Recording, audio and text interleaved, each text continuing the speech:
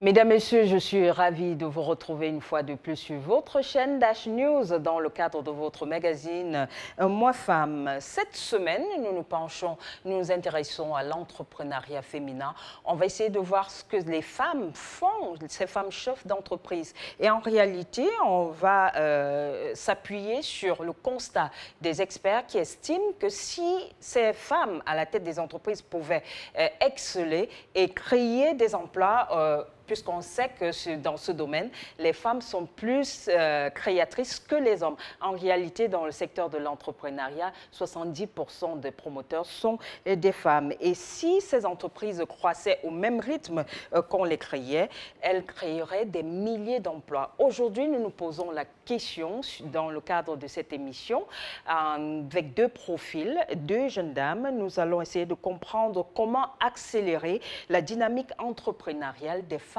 en Afrique. Et pour en parler, nous avons le plaisir d'accueillir Leila Kiga, journaliste entrepreneur. Bienvenue Leila. Thank you, Adrienne. Thank you for having me. C'est un plaisir de vous avoir.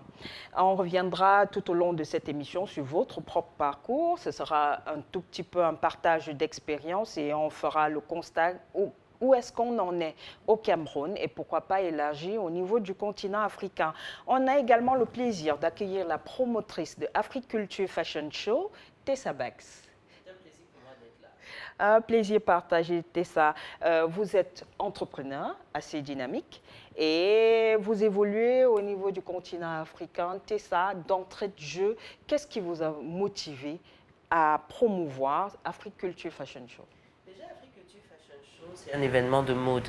Et dans la mode aujourd'hui, on doit être réaliste. C'est la mode qui fait vivre un pays, c'est la mode qui dirige le monde, en principe. D'autres pays aujourd'hui ont évolué parce que la culture a été valorisée. Dans la mode et tout cela, je me dis que c'est important de mettre cela en avant. Très souvent, on se retrouve, nous les Africains, à se dire que c'est quand on copie des autres qu'on évolue. Alors que la réalité est qu'il faut se vendre soi-même. Quand vous vendez ce que vous avez aux autres, à ce moment, ces gens-là, ils ressentent le besoin de collaborer avec vous. Le know-how africain. Voilà, c'est ça. Donc, par exemple, avec Africulture Fashion Show, on a la possibilité d'avoir des créateurs, on a des personnes qui ont envie des plateformes pour pouvoir vendre leurs produits.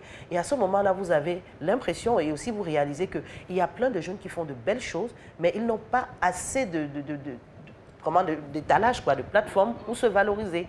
Donc, l'idée vient du fait que j'ai eu l'occasion de voyager un peu, de voir un peu comment ça se passe dans d'autres pays, surtout en Afrique de l'Ouest, parce que nous sommes en Afrique centrale et je vous dis, quand les produits viennent d'Afrique de l'Ouest, on se débat tous pour pouvoir les avoir. Ces produits sont mieux valorisés. Voilà, alors que nous, on a tellement de choses. Est-ce qu'il y a le même savoir-faire?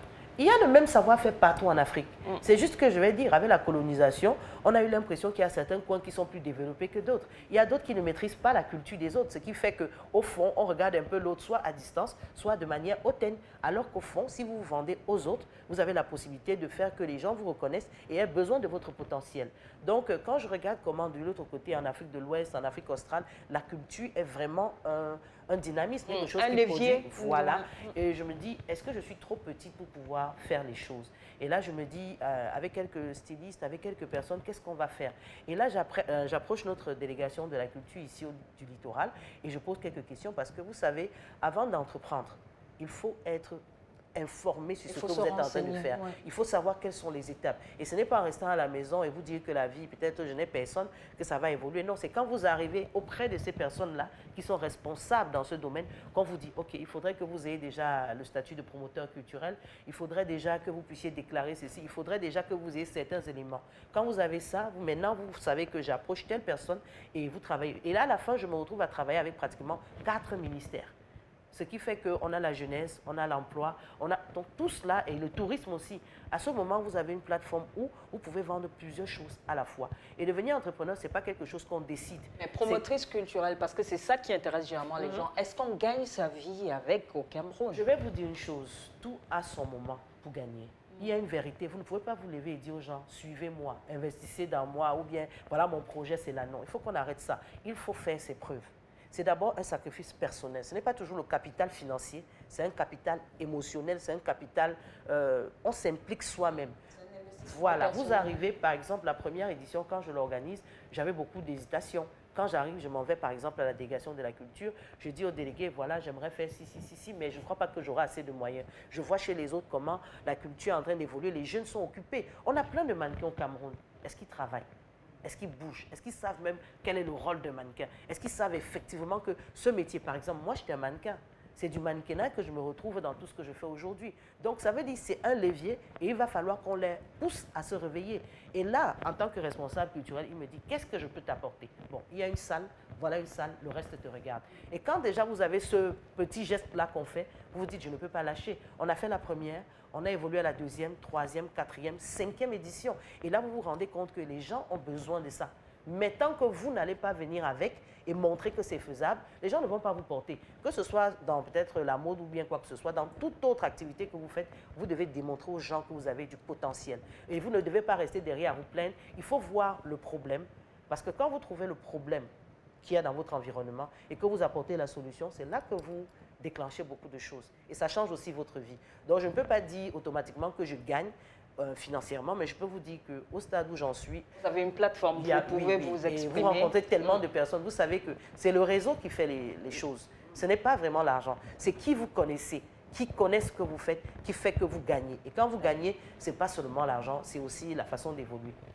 Leila Kiga, c'est un milieu que vous connaissez un tout petit peu parce que en l'entame, je vous ai présenté journaliste entrepreneur. Et vous êtes carrément aussi dans le domaine de fashion show, en tout cas. Quand on est un peu designer, chaussures et tout, c'est pas éloigné des tapis et du mannequinat. Oui, c'est vrai, c'est vrai. Et je pense que ce que Tessa a dit, c'est vrai. Pour commencer, au début, gagner sa vie, c'est pas évident. Ce n'est pas du tout évident. Donc, si tu entres dans l'entrepreneuriat avec cette idée en tête que tu vas gagner dès que tu commences là, mais tu es en train de faire un faux pas, et je peux te dire 1, 2, 3, 4, peut-être 5 ans, 6 ans, ce sont les années où tu investisses. Et si tu es conscient, comme elle a dit, tu identifies un problème et tu es prêt à t'investir. Tu donnes ce que tu as, tu montres aux gens que ce que tu dis est ce que tu crois et tu es prêt à aller jusqu'au bout pour avoir les résultats que tu veux. Et quand tu entreprends, les gens voient, ils apprécient, ils viennent, ils disent, bon, je vais devenir partenaire, est-ce que je peux être partenaire? Est-ce que je peux investir? Est-ce que je peux te donner comme ça? Parce que j'apprécie ce que tu fais, mais il faut d'abord montrer des preuves. C'est pour ceux qui ne savent pas, Leila Kiga, vous êtes un peu comme une motivatrice pour les jeunes entrepreneurs. Et votre passion, régulièrement sur vos réseaux sociaux, vous parlez de brand. L'importance pour ces entrepreneurs de travailler sur la marque. Pourquoi vous choisissez ce créneau? Pourquoi? Je pense que moi, j'ai choisi ça d'abord parce que j'ai fait un constat. Dans le milieu du journalisme d'abord et dans les affaires, je me rends compte qu'il y en a tellement de potentiel, comme Tessa dit, partout en Afrique, il y en a un potentiel. Ça ne manque pas. Mais le problème, c'est que les gens n'arrivent pas à se positionner. La visibilité est bas. La visibilité est très bas. Par exemple, je me rappelle, je devais faire un reportage ou un petit papier pour une amie qui a un magazine au Ghana. Et elle m'a demandé d'écrire sur 50 femmes les femmes connues au Cameroun. Et je lui ai dit, on en a tellement. J'étais tellement content. Et quand je suis partie sur Google, j'ai commencé à chercher, faire des recherches sur les dames. Je me suis rendu compte que, excuse-moi, je ne fais pas le... Mais jusqu'à la première dame, je n'ai rien trouvé en ligne sur elle. Et ça m'a vraiment choquée. Je me suis dit, mais comment est-ce que les gens peuvent même s'inspirer de ces gens qui ont déjà fait tellement de choses si on ne les trouve même pas? Qu'on ne les trouve même pas. C'est-à-dire, j'étais vraiment... embarrassée, je suis rentrée vers la dame et je lui ai dit, je suis vraiment désolée, mais je me rends compte qu'il faut que je commence à prendre rendez-vous de chaque femme. Et toi, tu sais, c'est pas évident d'avoir ces rendez-vous avec toutes ces dames et toutes ces personnes parce que de un, on n'a même pas les contacts, on ne sait même pas où elles sont. Donc, du coup, on ne peut même pas, je suis désolée, mais j'ai quelques femmes avec... et j'ai fait le papier sur quelques femmes. Et ça, c'est là où j'ai dit, mais il faut que je prenne sur moi cette devoir de rendre plus les femmes visibles.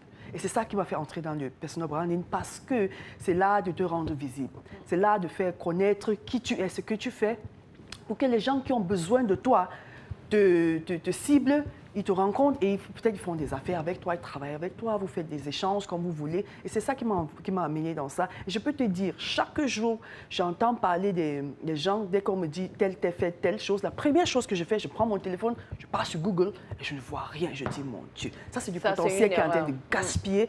Et on se plaint qu'on n'a pas. justement parce qu'on n'utilise pas ce qu'on a et on ne prend pas la peine de bien se positionner. Et le branding, c'est le positionnement. On ne se fait pas accompagner par des experts. Justement, on ne se fait pas accompagner, on ne prend pas ce qu'on fait et on met ça. Parce que, par exemple, ce que Tessa fait, pour faire ça, elle a établi une plateforme. Imagine qu'elle faisait ça et puis elle reste peut-être à la maison et puis elle dit, bon, on va faire le show dans une salle et puis elle ne va pas rester. Mais elle blogue, je sais qu'elle est blogueuse, elle parle de ça, elle écrit, elle s'assure que le monde entier est au courant. Voilà, de ce qu'elle fait. Ça, c'est le positionnement. Tu ne peux pas dire que tu ne la connais pas. Tu ne peux pas dire que tu ne connais pas ce qu'elle fait. Maintenant, à toutes les deux, est-ce que c'est ce qui justifie aujourd'hui qu'on ait plus de femmes au départ qui lancent des structures et qu'au finish, au bout de 1, 2, 3 ans, on ne retrouve plus rien? Bon, il faut dire une vérité. Hein. Les femmes, on doit se dire des vérités. Je pense que l'émission, c'est les femmes, quoi.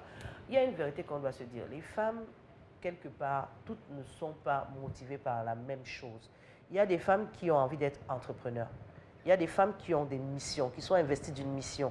Et il y a des femmes, parce que c'est une récompense de son mari, c'est une récompense de sa famille, elles se retrouvent à être entrepreneurs. Parce que c'est ça qu'il faut un peu distinguer. Moi, par exemple, quand je regarde ce que j'ai à faire, j'ai investi tellement que je ne peux pas jouer avec ce que j'ai en main. Je me retourne là, il n'y a personne derrière moi. J'ai plutôt pris ce que j'avais, l'argent que je pouvais aller faire les achats comme les autres, acheter des chaussures et tout. Je n'ai pas fait ça. Je ne connais pas par moment, je fais même 2 ans. Je ne sais même pas qu'on peut acheter une paire de chaussures. Mais ce que j'ai investi, si je vous fais un détail, vous allez dire que mais, tout l'argent là, ça s'est passé comment? Parce que quand vous prenez un projet, il faut de l'argent. Et très souvent, on va être honnête, hein, quand vous êtes une femme, vous avez beaucoup d'avantages. Ça veut dire qu'il y a des gens qui sont prêts à mettre la main dans la poche pour vous. Mais il y a des conditions.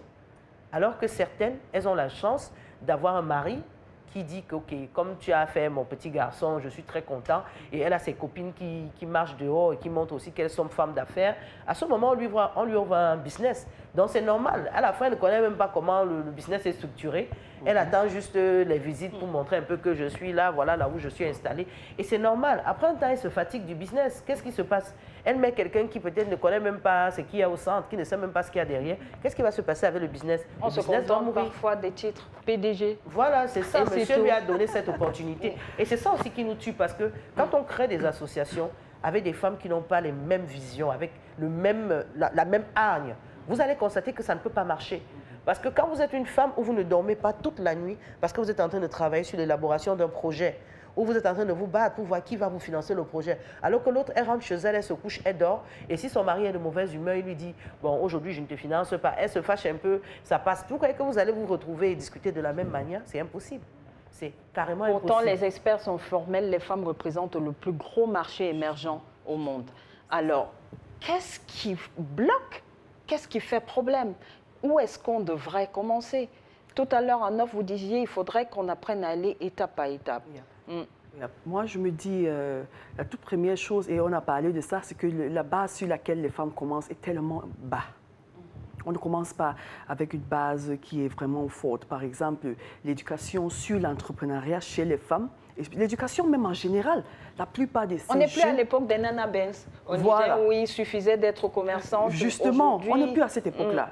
On n'est plus à cette époque-là. Et la plupart des femmes, ils entrent sans stratégie, comme tu dis. Bon, et je disais dernièrement pendant une formation, je disais, mais il ne faut pas être le genre là que chaque fois qu'on dit que c'est la saison de tel, tu pars, tu achètes, tu vends. Et dès que la saison passe, tu pars, tu achètes, tu vends. Tu pars, tu achètes, tu vends. Parce qu'à un niveau, tu vas arriver à quelque part où peut-être toutes ces choses ne seront même plus en saison. Tu vas te retrouver à la maison avec rien et tu vas te plaindre que les gens ne t'aiment pas. Et tout. Il faut être quelqu'un qui est, comme on dit, focus, qui est ciblé, qui a vraiment une cible. Et d'abord, ça commence par l'éducation que tu reçois. L'éducation que tu reçois. Si tu veux devenir entrepreneur, il faut investir dans l'entrepreneuriat, l'éducation, formation en entrepreneuriat. C'est très important. Il y a tellement de choses dedans. Il y a le management, il y a les finances, il y a tellement de choses qu'il faut connaître en tant qu'entrepreneur. Ce n'est pas le titre CEO, titre PDG, tout ça qui compte. C'est ce qui se passe derrière. Parce que l'entrepreneuriat, c'est quoi? C'est ouvrir un business, lancer un business, prendre le risque financier et faire des profits. Et si tu n'arrives pas à faire tout ça, tu perds ton temps. Ça sert à quoi de prendre 3-4 millions de peut-être même l'argent de ton mari? De prendre 3-4 millions investis et demain, il n'y a rien. Ça fait mal. Ça fait mal. Mais il faut avoir d'abord l'éducation. Comme ça, tu sais ce qui t'attend. Comme ça, tu sais que quand j'investis 6 millions, ce n'est pas pour avoir 10 millions demain. Ce n'est pas pour avoir 20 millions demain. Peut-être c'est pour avoir même 500 000 en 6 ans, en 7 ans, en 8 ans. Il faut avoir toute cette éducation. Il faut comprendre comment les finances fonctionnent dans les affaires. Il faut comprendre comment manager les affaires. Parce qu'il y en a des femmes qui ont des choses, qui lancent des affaires et tu les demandes... tu travailles avec qui? Est-ce que tu as peut-être un comptable? Est-ce que quelqu'un qui a... Ah non, non, non, non, non, non, tu gères tout seul, mais tu ne peux même pas évoluer en tant qu'entrepreneur quand tu fais tout. Tu ne peux pas être l'homme à tout faire. C'est vrai que tu commences comme ça, mais à un niveau, tu commences à faire la délégation. Mais il faut apprendre d'abord. Est-ce qu'aujourd'hui, le numérique ou bien les réseaux sociaux ne sont pas venus fausser un peu les données? Parce qu'on sait que le potentiel économique au niveau de l'entrepreneuriat est tellement énorme sur le continent africain et les économistes sont d'accord, l'Afrique, c'est le marché de demain. Est-ce que le numérique aujourd'hui n'est pas venu casser un peu ses codes? Parce que derrière son ordinateur, derrière un écran, tout le monde peut être chef d'entreprise aujourd'hui. Il faut déjà savoir que le public consomme ce qu'il aime et c'est ça qu'on lui donne. Aujourd'hui, on nous a appris que pour devenir PDG, il suffit que tu fasses un bon shooting, tu choisis un petit coin, tu habilles bien, l'espace suffit. Et dès que tu as mis sur les réseaux sociaux, tu es CEO, tu es boss, c'est beau comme ça. Donc quand toi tu passes en route et que tu n'as pas fait ça, tu dis j'ai une entreprise, on va dire non, non, elle n'est pas trop sérieuse. Oui. Donc aujourd'hui, on a les boss qui collent avec notre société. Et il y a une réalité, c'est que effectivement, on demande aux gens de s'investir, on demande aux gens de créer des entreprises, mais c'est devenu une tendance. C'est déjà comme une mode. Est-ce que tout le monde alors est prêt pour l'entrepreneuriat? Voilà. Parce qu'il y a des vérités qu'on doit se dire. Il y a des femmes qui entrent dans l'entrepreneuriat peut-être malgré elles. Il y a certaines qui sont plus bien dans le bayam salam, comme on dit, elles achètent, elles vendent. Mais est-ce qu'au fond, puisqu'on dit qu'on a le potentiel, est-ce qu'on vend alors ce que nous avons concrètement? Moi, par exemple, j'ai décidé d'être dans la mode parce qu'aujourd'hui, j'ai compris que la mode du Cameroun, la mode d'Afrique, elle doit se vendre. On a l'obligation de vendre parce qu'on a tellement de choses à proposer. Mais il y a des gens, est-ce qu'ils vendent les bonnes choses? Est-ce qu'ils sont investis dans le bon marché? Parce que quand on va sur les réseaux sociaux, tout le monde a commencé à vendre en ligne. Un temps, on vendait tout en ligne. Tout le monde a suivi la tendance. Est-ce que ces marchés qu'on propose, effectivement, on a élaboré des stratégies? Est-ce que nos ministères ont compris l'évolution de ces marchés et sont prêts à nous accompagner? Parce que je crois que quoi que ce soit qu'on dise, il faut savoir déjà si la base même elle-même est préparée pour ça. Parce que vous ne pouvez pas venir avec un système peut-être qui est bien en Allemagne et vous voulez appliquer en Afrique. Ça va être compliqué. Et beaucoup de jeunes aujourd'hui se plaignent, ils disent que quand ils viennent avec les projets, ça ne marche pas. C'est normal que ça ne marche pas, puisqu'il faut étudier le marché. Et quand on étudie le marché et qu'on a beaucoup de fake, comme on voit actuellement, il y a des gens qui viennent avec des produits, ils vous proposent et ils vous disent que vous gagnez combien de millions en 3-4 jours. On a le système de vente en réseau. Donc il faut savoir, parce que vous avez dit c'est bien, mais quel est ce potentiel qu'on propose? Qu'est-ce que nous, les Africains, on veut vendre? Est-ce qu'on reprend chez les autres pour effectivement revendre? Est-ce que nous-mêmes, on vend ce qu'on a? À écouter ce que vous décrivez, est-ce qu'on peut dire que l'entrepreneuriat féminin en Afrique, finalement, c'est de la poudre aux yeux? Ça risque d'être le cas si la femme ne comprend pas qu'elle doit s'éduquer.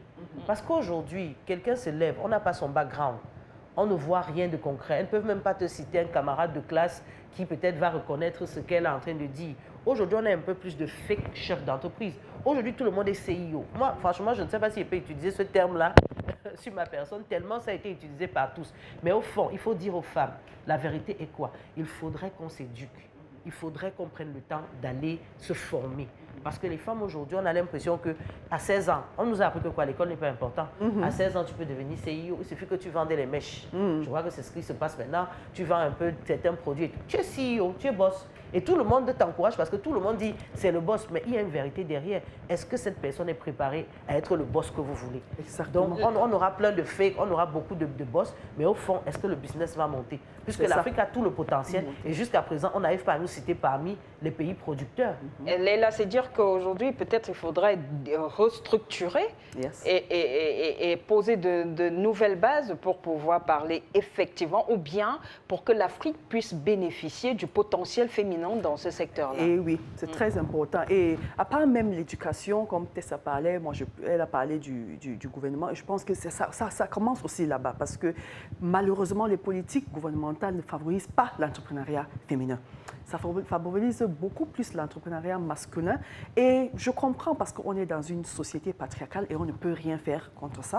Et moi, je me dis, puisque l'entrepreneuriat féminin, si tu regardes bien, c'est dans les secteurs qu'on appelle en anglais tertiary. C'est beaucoup plus des choses. Tu vois que les femmes occupent. Voilà. Donc, si les politiques pouvaient être peut-être élargies pour inclure ces secteurs, pour que ce qu'on applique dans les... Peut-être parce que peut-être les femmes n'ont pas elles-mêmes assez d'audace pour aller, par exemple, on va voir, si on prend l'exemple du secteur agro-business, Yes. on va voir des femmes qui sont à la base là. On va l'élevage, des trucs, mais quand on parle de transformation, ce sont les hommes. Et pourtant, c'est à l'échelle de la transformation qu'il y a plus de potentiel, plus de revenus. Justement, c'est ça. Comme tu parles de ça, je me rappelle, on est rentré au village dernièrement parce qu'on a une association, on travaille avec les femmes au village, les femmes cultivatrices. Et à un niveau, on a dit à ces femmes, vous cultivez parce que vous voulez nourrir vos familles. Mais maintenant, si vous pouvez cultiver pour nourrir la nation, hein, mais elles ont pris peur. Elles ont pris peur. Elles ont dit, non, moi, je suis comblée. Le petit que Avec je le prends, peu, je oui. nourris ma famille et ça s'arrête là-bas. Donc, il y a cette peur-là. Il y a cette peur d'oser aussi. D'oser d'aller au-delà de moi, Est-ce que ma famille et nous. ce ne sont pas les pesanteurs culturels, le contexte, Oui, Oui, on nous a appris à ne pas nous valoriser. Yes. à dépendre Oui. de Je vais dire une du vérité. mari? Oui, on a fini avec l'esclavage. L'homme blanc, l'homme noir, aujourd'hui on parle d'égalité. Mais le vrai problème qu'on a aujourd'hui, c'est l'homme noir et la femme noire.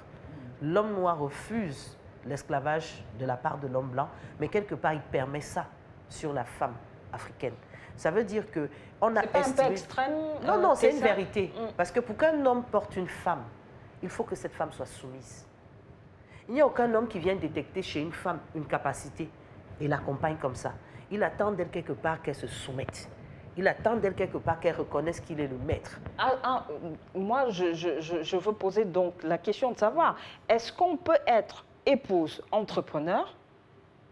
C'est compatible C'est tel que vous possible. Je dis aujourd'hui, la femme peut exister, mais ça va dépendre maintenant de l'ego de l'homme. Parce que vous pouvez être à côté d'un homme justement qui n'accepte pas que vous deveniez indépendante sans lui. À ce moment, qu'est-ce qu'il fait? Il vous nuit. Moi, j'ai eu des tantes qui ont voulu continuer même jusqu'au probatoire. C'était impossible. Pourquoi? Parce que le monsieur savait déjà que dès qu'elle aura ce précieux bac, qu'est-ce qui va se passer? Elle va s'épanouir. Elle va aussi voir grand. Mais il avait intérêt à ce qu'elle continue de faire des bébés. Donc, à chaque fois, il accepte qu'elle va à l'école. Et dès qu'elle commence les cours, elle est enceinte. Vous comprenez déjà que c'est un système. Donc, la femme, au fond, elle est capable de le faire. Une femme est capable de gérer et son foyer et l'entrepreneuriat. Surtout que dans le contexte camerounais, ces femmes gèrent en réalité près de 70% des dépenses des ménages aujourd'hui. Bien sûr. Et c'est ça que je dis, ça dépend de l'homme. Alors que ça devait être un automatisme du genre, j'ai une femme à côté de moi, elle a des capacités, elle peut apporter quelque chose à la nation, je dois l'accompagner. Mais au fond, si toi, tu sais que tu as ces capacités, tu devrais plutôt t'arranger à ce que cet homme-là soit de bonne humeur pour t'accompagner. C'est un peu ça qui conditionne un peu l'entrepreneuriat au Cameroun. Et je pense qu'il y a un message. Si aujourd'hui, les femmes qui sont dans l'entrepreneuriat doivent nous parler honnêtement, elles doivent pouvoir nous dire ce qu'elles font à la maison pour que monsieur les accompagne. Parce qu'il y a des discours un peu vides qu'on nous envoie, soyez boss lady, soyez forte. Elles ne nous disent pas. Quand tu la vois, elle travaille tous les jours, elle a son monsieur à la maison, il y a des concessions qu'elle fait. Il faudrait plutôt qu'elle nous parle de ses concessions. C'est ça qui va permettre à la jeune fille qui ambitionne de lui, elle ne va pas avoir cette fausse impression que je dois combattre l'homme. Parce que quand elle se met en tête que je vais être chef d'entreprise, je vais être avec elle, à la fin, quand elle va entrer dans son foyer, elle sera en train de combattre son mari, alors qu'elle veut être comme Ça celle qu'elle pose a un vue. problème de modèle social. Justement, c'est ça. Et c'est ça qui manque dans notre société, malheureusement. Comme tu dis, Elles ne il disent pas manque. les vérités. Parce que les gens, les entrepreneurs sortent et puis dire les choses qu'il faut dire pour que ces jeunes filles apprennent. Comme ça, elles se préparent pour entrer dedans. On ne dit pas, on montre seulement le niveau, le côté, c'est rose, c'est rose. Mais derrière, il y en a tellement de choses. Par exemple, femme mariée, femme entrepreneur, c'est pas évident. Mais il y a, comme elle dit, il y a des concessions que tu dois faire. Soit tu vas investir d'abord pour que tes affaires marchent, avancent, soit tu vas d'abord prendre soin, avoir tes enfants, prendre soin des enfants. Tu peux mettre les deux de côté, mais soyez sûr que ça va être difficile. Mais il y a des choses, ce sont les choses qu'on ne dit pas aux gens. Et puis, ces femmes-là qui donnent cette image de l'entrepreneuriat toujours rose, toujours rose, 24 heures rose. C'est pour ça, moi, je dis, si tu n'as pas pris le temps de bien étudier, tu n'as pas pris le temps de bien cibler quelque chose de valeureux, c'est-à-dire tu as une mission, tu as identifié un problème que tu veux résoudre, tu vas faire n'importe quoi. Parce que quand tu commences par identifier un problème, tu ne vas pas passer du temps à toujours sugarcoat les choses. Tu ne vas pas passer du temps à faire ça. Tu vas dire les vérités et tu vas faire les choses comme il se doit. Quand tu rencontres ces jeunes filles, tu vas dire, hey, ce n'est pas du jour au lendemain, on doit travailler. La fille te dit, moi je veux quitter l'école, tu dis, ce n'est pas le temps de quitter l'école parce que l'école là, tu auras besoin. Parce que tu commences ici au quartier, tout le monde te connaît. Demain, tu veux entrer dans l'Afrique centrale même, il te faut un niveau. Entrer dans l'Afrique en général, il te faut un niveau. Et sans cette éducation-là, tu ne vas pas t'en sortir. Encore que sortir du contexte national, si on est au Cameroun, on a des challenges lorsqu'on sera confronté.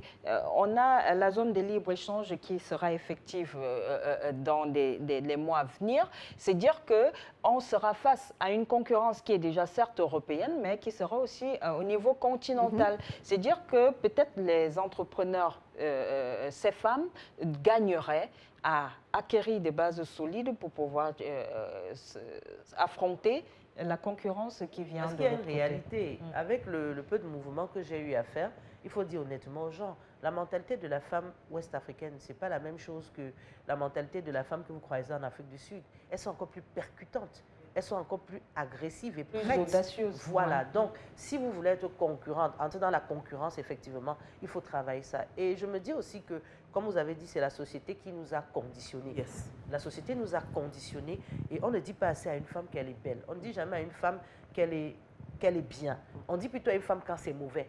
Et à ce moment-là, il y a une chose qui se passe. J'ai l'impression que notre société demande à ce que l'homme casse la femme avant de la construire. Et on s'arrange à soi un manque de confiance totale. Voilà. Et on devient le repère. Ça devient un peu comme on remercie. On est l'architecte. On devient son architecte. Chaque fois qu'elle se lève, elle va dire je suis là grâce à tel. Et à ce moment, j'ai des limites. Alors que le potentiel, on est avec. Si vous avez un potentiel, vous êtes né avec. Il suffit juste que les gens vous accompagnent. Et nous, on n'a pas compris. On est encore dans ce stade-là, alors que les autres sont très avancés. Les hommes de l'autre côté ont compris que quand tu donnes le pouvoir à la femme, on appelle ça empowerment. Quand tu donnes ce pouvoir à la femme, elle va plutôt utiliser ça pour faire grandir son environnement. Quand vous regardez, par exemple, il y a une époque, la cuillère. Il y a beaucoup de gens qui ne savent pas. La cuillère, avant, ce n'était pas un instrument pour manger. C'était un instrument de royauté. C'est-à-dire, la femme qui avait la cuillère, ça veut dire que c'est celle qui apporte du bonheur autour d'elle. C'est celle qui va et qui fait les réceptions. Qui, quand elle cultive, elle sait comment répartir. On remettait la cuillère. Elle a un pouvoir de transformation et un impact sur son environnement. Et c'est comme ça qu'on lui donnait ce rôle. Et elle comprenait que c'était à elle de ramener quelque chose, de développer autour d'elle. Mais par contre, ici, on a l'impression que quand on prend la femme, on lui dit tu n'es rien. Jusqu'à ce qu'un homme te mette la bague. Et dès qu'il te met la bague, c'est lui qui décide de ton système. Donc maintenant, toi, si tu sens que tu as ce côté d'entrepreneur en toi, tu es obligé de casser ça jusqu'à ce qu'on te donne le droit d'être entrepreneur. Et on choisit quel type d'entrepreneuriat tu vas faire. Parce qu'il y a l'autre qui va dire, ma femme ne dort pas dehors. Ma femme ne rentre pas après 18 heures. Ma femme, alors que tu peux bien t'arranger à lui faire à manger, à t'occuper des enfants, mais tu as besoin d'être tel endroit pour telle chose, à tel moment. Est-ce que ce n'est pas parce que être entrepreneur, lorsqu'on regarde, par exemple, en termes de capitaux, il n'est pas toujours évident d'avoir ce capital nécessaire pour lancer sa structure.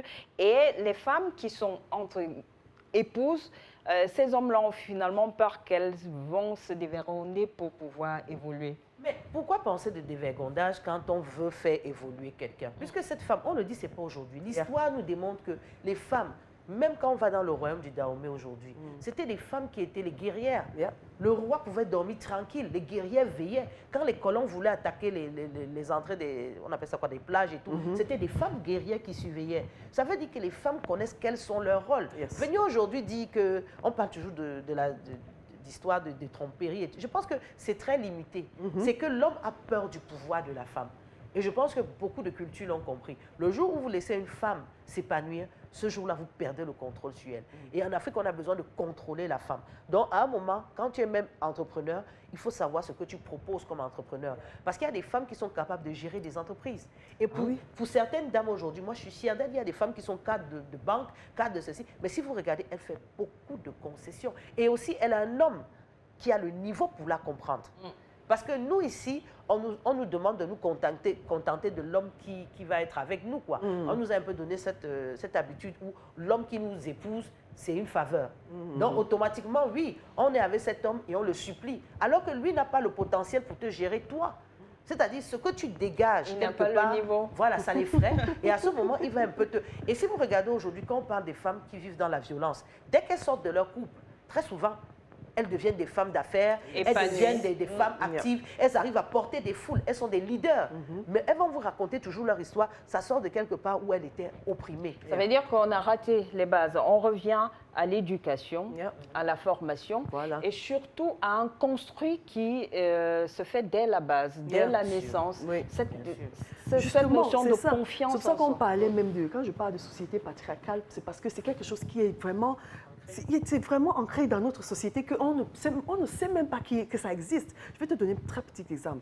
Quand tu es dans la maison, tu grandis, quand tu es né dans la famille, tu es fille, tu as ton frère, tu te rends compte que toi, on t'envoie à la cuisine et on dit à ton frère d'aller cuisiner. Des petites choses. C'est-à-dire, on dit non, non, non, c'est ta sœur, c'est la femme, il faut qu'elle reste là. Non, non, c'est toi l'homme, c'est toi. Donc l'enfant grandit avec cette notion dans sa tête. Et toi, la fille, c'est comme ça qu'on t'a conditionné. Et toi, l'homme, on te conditionne J'aime. de gérer la fille de cette façon.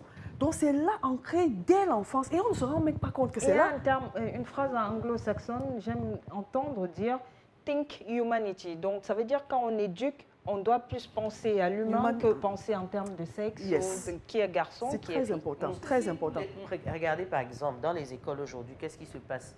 On voit des enfants qui vont agresser d'autres. C'est l'éducation qu'il reçoit du parent. Le parent ne se rend même pas compte de ça. Il a appris à l'enfant à ne pas être patient.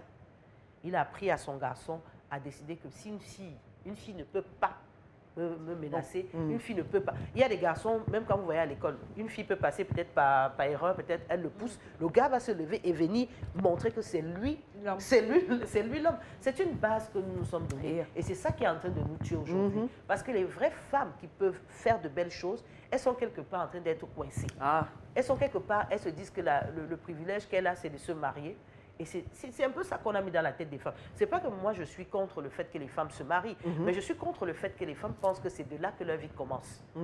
C'est faux. On se définit à Voilà. travers Et son vous voyez statut. aujourd'hui, les Européens sont en avance sur nous. Pourquoi? Parce que dès l'enfance, on montre à l'enfant qu'il a des options. On montre à l'enfant qu'il ne doit pas avoir peur de l'argent. L'enfant très tôt connaît la valeur de l'argent. Et il ne prend pas l'argent comme un dieu.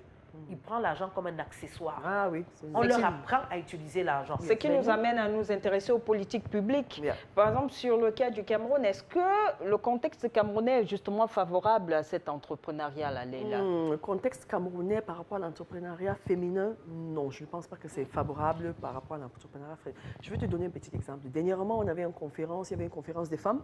J'ai pris part à cette conférence. On avait les invités, c'était les femmes, les cadres bancaires, c'est-à-dire les femmes directrices et tout ça dans les banques. Et j'étais surpris quand une femme, directrice de retail banking, elle s'est levée et elle m'a dit carrément, on n'a pas de financement pour les femmes.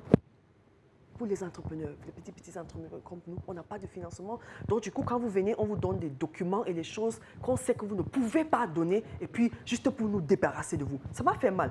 J'ai ri, mais ça m'a fait mal. Et je me dis, mais dans quelle société, comme tu dis, plus de 80% dépend, c'est-à-dire l'économie peut L'économie mondiale aujourd'hui, les femmes impactent cette économie-là à et tu 51%. dis que pour nous, donc, qui sommes peut-être à 49%, virgule quelque chose, de la population du pays, et en plus même, plus de 60, comme tu dis, les femmes sont entrepreneurs, et tu dis que vous n'avez pas de politique chez vous qui gère les entreprises comme pour nous, comme la nôtre, pour qu'on croit. Ça m'a vraiment fait mal. Et ça montre que du côté gouvernemental, du côté à tous les niveaux, c'est pas favorable à l'entrepreneuriat féminin. C'est pas du tout favorable. Et même quand tu te lances à chercher les dons, les financements et tout ça, c'est toujours les hommes qui sont là comme les jurés. C'est toujours les hommes qui financent ça. Et avec cette culture et cette mentalité de dominance sur la femme, tu penses qu'il va donner à qui? Quand on se présente, tu penses qu'il va donner ce financement à qui? À l'homme ou à la femme? à la femme gentille. À la femme gentille. Quand tu vois, c'est ça. Et ça affecte beaucoup on de peut choses. lire entre les lignes, c'est ça? Bien sûr, parce qu'il y a une vérité. Si, au fond, en Afrique, on récompensait les femmes actives, je crois que l'Afrique serait très loin. Il y a une vérité qu'il faut se dire. Vous pouvez arriver dans un concours, tant que vous êtes droite, Par exemple, moi, à un moment, on m'avait dit, Tessa, tu crois que tu es sur un défilé de mode? Quand tu marches toujours, tu as ta rigueur. Il y a toujours un à côté. Essaye de regarder à côté. J'ai dit non, je n'ai pas envie de regarder à côté. Je sais où je vais. Ma route, elle est toute droite. Pourquoi vous voulez que je regarde à côté? Et c'est là que j'ai compris que j'aurais beaucoup de problèmes. Et jusqu'à aujourd'hui, quand vous arrivez, il y a des moments où vous arrivez dans des projets, vous êtes peut-être 3 ou 4 femmes, vous êtes motivés toutes ensemble, vous travaillez ensemble et vos idées, vous collaborez. Mais à un moment, ça se déconnecte toujours. Ça se déconnecte toujours. Il y a une qui apprend quelque chose que tu ne connais pas. Yes. Il y a toujours une qui comprend avant toi certaines choses. Et tu constates juste que les informations sont maintenant triées au volet. Alors qu'au fond, peut-être l'autre, elle n'est pas peut-être mieux, voilà, elle n'est pas mieux placée que vous. Peut-être elle a besoin de financement, mais pas autant que vous. Mais après, vous allez constater que cette personne-là reçoit ses financements. Et quand cette personne reçoit ses financements, qu'est-ce qui se passe? Quelque temps après, elle trouve l'amour de sa vie.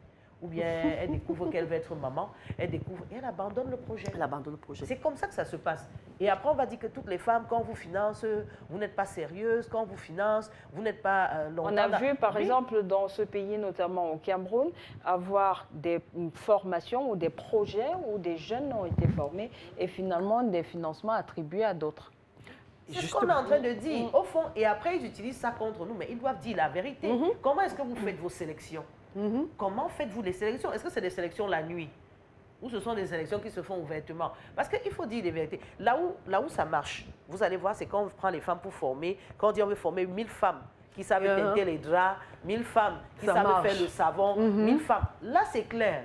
On cherche à nous limiter à ce niveau. Mais dès qu'on parle des entreprises à financer, dès qu'on parle des formations hors du Cameroun, dès qu'on parle des formations qui peuvent développer quelqu'un, faire qu'en sorte tu reviennes et que tu apportes beaucoup au pays, c'est des personnes qui oui, il y a les conditions et ces silencieuses. personnes reviennent. Moi, je n'ai pas de problème avec ça. Tant que ce sont des femmes, c'est bien. Mais quand celle-là rentre, est-ce que quelque chose que tu n'as pas souffert pour avoir, tu vas gérer ça longtemps.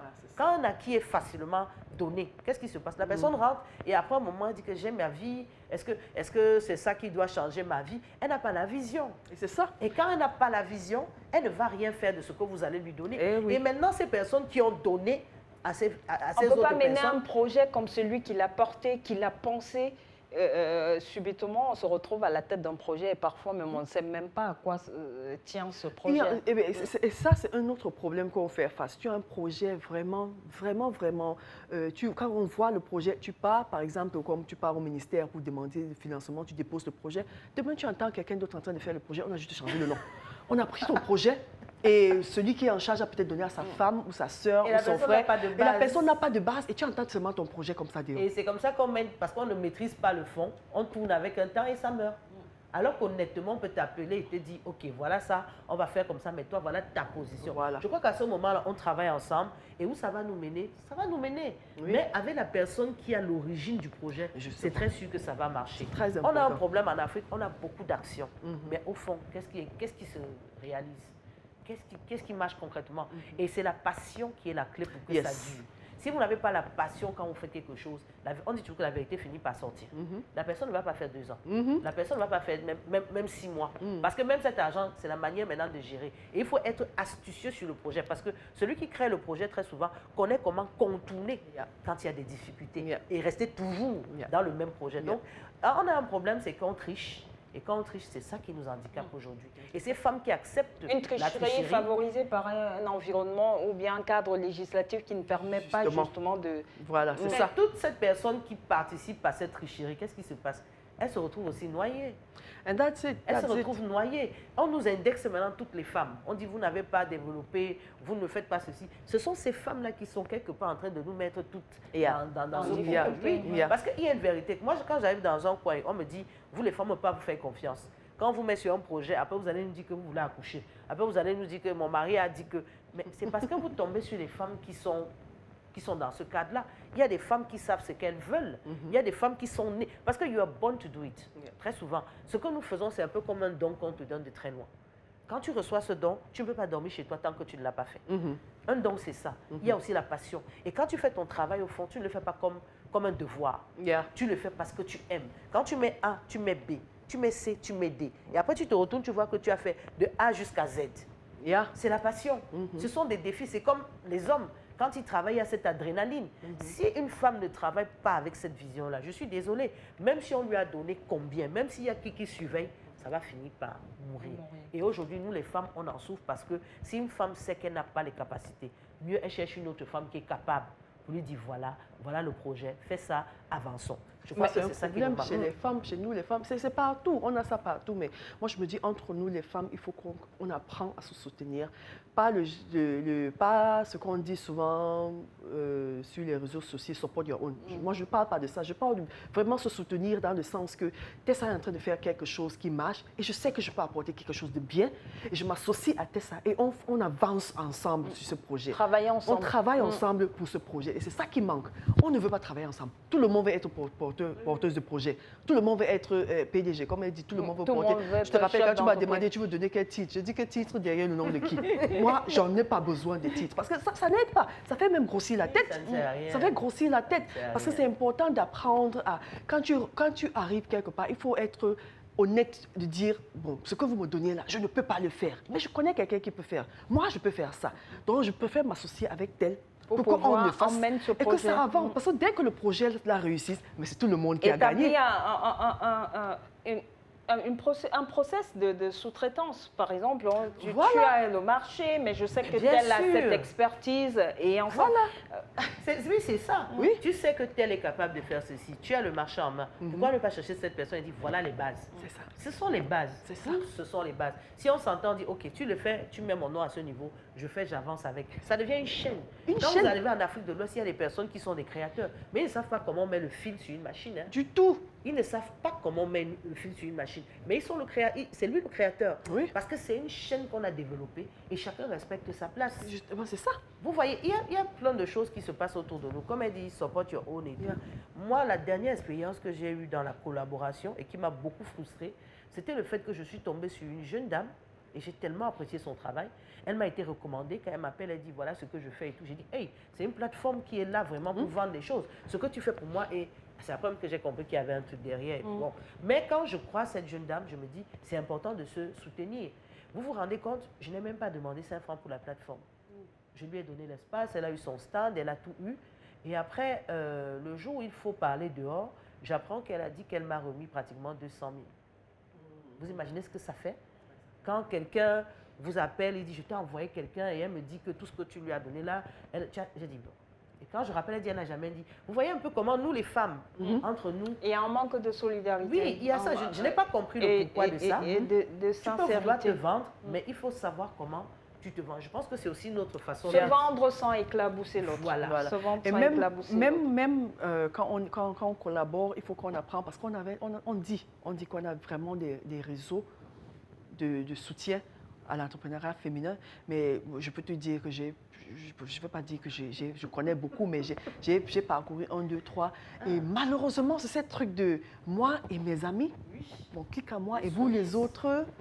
Donc tu entres dedans, il y a des projets, on te dit, il y a tel, tu vois le futur, tu t'investis et tu te rends compte que ce n'est que les mêmes personnes qui ont les opportunités, qui ont les opportunités que tu sais bien que toi, tu peux utiliser pour avancer, pour faire, on ne te donne pas. Donc, du coup, ça fait un peu un jacques.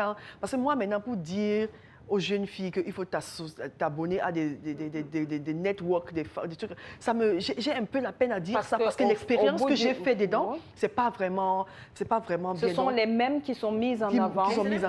Souvent, c'est aussi des femmes qui ont cette envie de pouvoir, ou bien qui sont mariées à des personnes qui ont le pouvoir. Et qui s'entourent d'autres femmes pour un peu... Voilà. Donc, c'est un truc où quelqu'un est en train de faire ce qu'on appelle son self-worship. C'est son self-worship.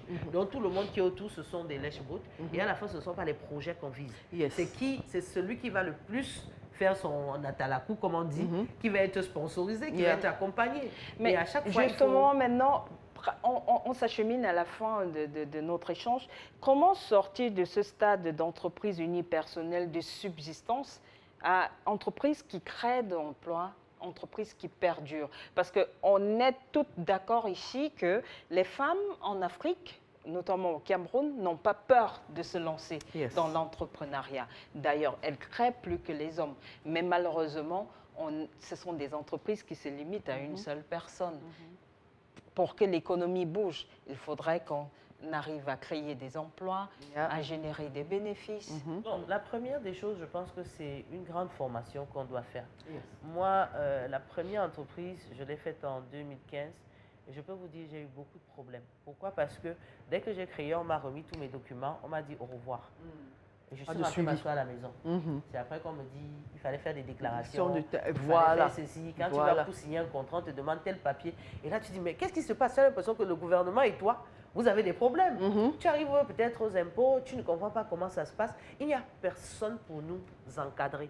Moi, ce que je connais aujourd'hui de la création d'entreprise, je l'ai apprise à mes dépens. Pourtant, il y a un ministère chargé. Je ne sais pas. On m'a donné mes papiers, on m'a dit, allez-y. Ça fait sourire, Leïla. C'est pour ça que je dis, on devrait penser à plus de formation. Comme ça, les gens même qui nous reçoivent savent déjà qu'ils ont affaire à des dames qui viennent aussi pour apprendre. Parce que moi, je m'en vais pour faire un contrat. Je me retrouve, on me signe pour certaines activités. Je signe avec un truc gouvernemental. Et je me disais que c'était comme quand tu es, toi, dans ton coin, tu fais le projet, tu viens livrer et tout. Non, là, on te demande tel papier. Et si tu ne fais pas attention, tu as l'impression qu'on veut te voler. Alors que quand tu rentres et qu'on t'explique bien, tu comprends que non, je suis un citoyen. Et en tant que citoyen, il y a des choses que je dois faire avec la société. Il y a des obligations. Voilà, on t'apprend comment gérer, parler, voir avec les impôts, on t'apprend. Et c'est parce que quelque part, on n'explique pas ça bien aux gens, que les gens ont l'impression qu'ils doivent bagarrer contre l'État. Alors que l'État, quand c'est bien constitué, vous constatez que l'État est même là pour vous porter, pour vous accompagner. Et il y a plein d'éléments pour nous soutenir, nous, les jeunes entrepreneurs. Mais qui va nous passer l'information? Dans tous les cas, vous avez déconstruit, vous invitez les jeunes femmes à sortir de cette image fabriquée des réseaux sociaux où l'entrepreneuriat, c'est un monde bling-bling. Dès qu'on est PDG, on a une structure, c'est la richesse. C'est totalement déconstruit. Il faudrait se trouver des modèles véritables au féminin, des modèles de réussite qui ont un parcours et qui peuvent transmettre quelque chose. C'est très important. It's very important. Je vais dire ça en anglais. It's very important to have models after which you can model your structure. Because most of the time when you set out on a path, you might think that you are the only one who has had that idea. C'est tombé du ciel, personne n'a jamais eu. Mais je peux te dire, there's somebody somewhere who has had that idea, who has gone through that path, who has succeeded. Get somebody who has succeeded, a real model, like Tessa says, like you said, and model yourself. Study. Don't sit and don't think business is all about social media. Entrepreneurship, social media is the last phase of entrepreneurship. That is where you're going to encourage others to show what you have. The real work is done in hiding. Nobody sees it, nobody hears it.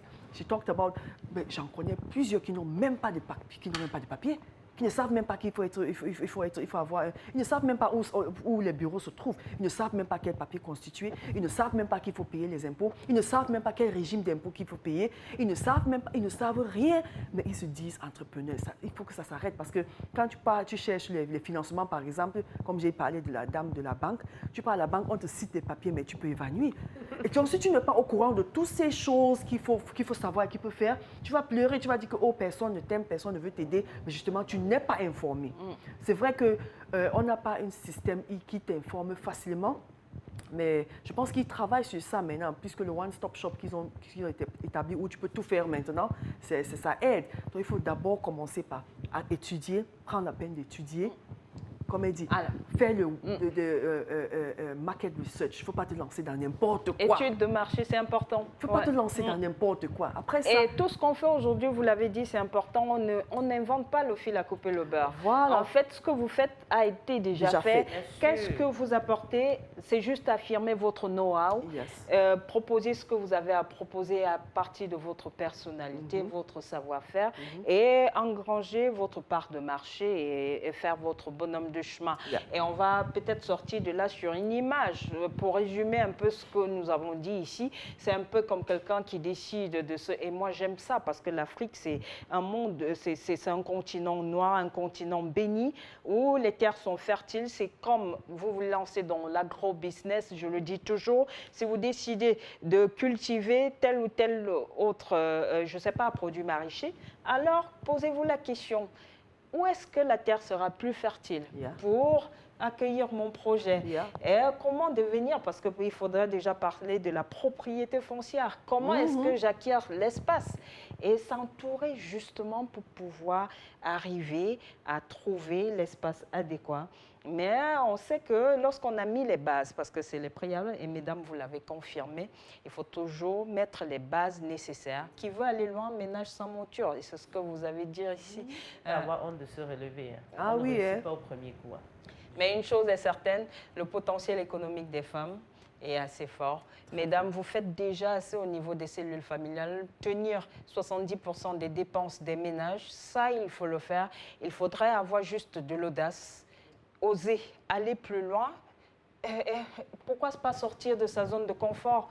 Sortez de votre zone de confort et ne pas toujours considérer que c'est chez l'autre que c'est bien. Vous-même, vous êtes potentiellement, l'avenir dépend de vous et vous pouvez décider de faire de demain ce que vous voulez. Alors, j'ai été ravie de vous recevoir. Tessabat, merci. Dans tous les cas, je vous souhaite bon vent avec Afrique Culture Fashion Show. Leila Kiga, merci. Mesdames, Messieurs, c'est la fin de Moi Femme sur Dash News. Ça a été un plaisir d'être des vôtres. Rendez-vous dans 7 jours. Au revoir.